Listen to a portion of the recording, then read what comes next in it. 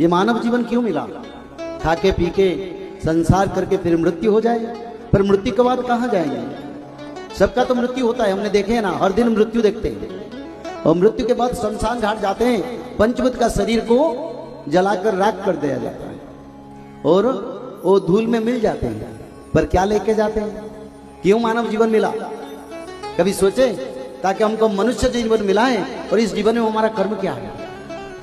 लोग गुरु ढूंढते हैं, मेरे को गुरु कहाँ मिलेगा, किस गुरु को करने से मेरे को मुक्ति मिलेगा? पर शास्त्र कहता है अगर तन मन बुद्धि भक्ति समर्पण भाव से और मैं मेरा को छोड़ के जो भगवान कृष्ण से समर्पण होते हैं, खुद कृष्ण भगवान उनका गुरु बन जाते हैं। आनंद से एक बार हरी हरी। जहां ठाकुर जी गुरु बनते हैं, दूसरा गुरुओं का क्या जरूरी मेरे को? सीधा बात, भागवत महापुराण में लिखा है, बोले सारे मन बुद्धि सब मेरे ही समर्पण करता है और मेरे भक्ति में लीन होता है, मेरे महिमा गुण को हमेशा मन में विचार करता है और मैं मेरा में नहीं रहता है। मैं यानी सबसे बड़ा शत्रु, मेरा सबसे बड़ा विश्वासघातक तत्व है।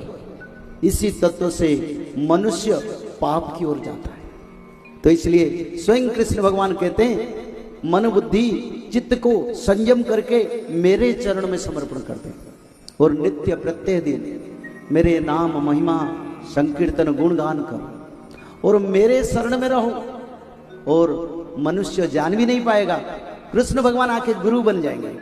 त्रिसंध्या और जीवन के सही मार्ग की जानकारी के लिए कृपया दिए गए नंबर पर कॉल करें।